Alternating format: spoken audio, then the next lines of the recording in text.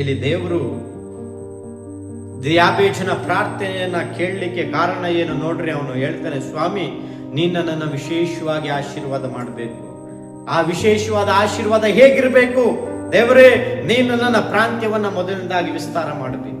ಎರಡನೇದಾಗಿ ನಿನ್ನ ಹಸ್ತದಿಂದ ನನ್ನನ್ನು ಹಿಡಿದು ಯಾವ ವೇದನೆ ಉಂಟಾಗದಂತೆ ನೀನು ನನ್ನ ಹಸ್ತದಿಂದ ನನ್ನನ್ನು ಕಾಪಾಡಬೇಕು. ನೋಡ್ರಿ, ಅವನ ಪ್ರಾರ್ಥನೆಯಲ್ಲಿ ಅವನು ಪರ್ಟಿಕ್ಯುಲರ್ ಆಗಿ ಪ್ರಾರ್ಥನೆ ಮಾಡ್ತಿದ್ದಾನೆ. ಮೊದಲನೇದಾಗಿ ಬರೀ ನನ್ನ ಆಶೀರ್ವಾದ ಮಾಡು ಅಂತ ಅವನು ಹೇಳಲಿಲ್ಲ.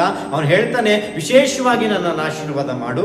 ಆ ವಿಶೇಷವಾದ ಆಶೀರ್ವಾದ ಹೇಗಿರಬೇಕು? ನೀನು ನಿನ್ನ ಸ್ವಂತ ಕೈಯಿಂದ ನಿನ್ನ ಹಸ್ತದಿಂದ ನನ್ನನ್ನು ಹಿಡಿದು ಯಾವ ವೇದನೆ ಉಂಟಾಗದಂತೆ ನನ್ನನ್ನು ಕಾಪಾಡಬೇಕು. ಎರಡನೇದಾಗಿ ಅವನು ಪರ್ಟಿಕ್ಯುಲರ್ ಆಗಿ ದೇವರ ಹತ್ರ ಹೇಳ್ತಾ ಇದ್ದಾನೆ, ಸ್ವಾಮಿ ನಿನ್ನ ಆಶೀರ್ವಾದ ಹೇಗಿರ್ಬೇಕಂದ್ರೆ ನಿನ್ನ ಆಶೀರ್ವಾದ ನನ್ನ ಪ್ರಾಂತ್ಯವನ್ನ ನೀನು ವಿಸ್ತಾರ ಮಾಡಬೇಕು.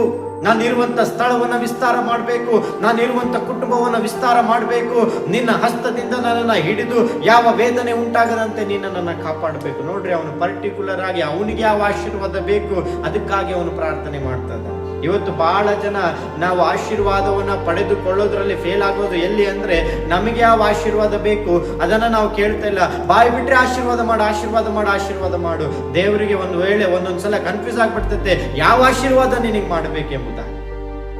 ಪ್ರಿಯ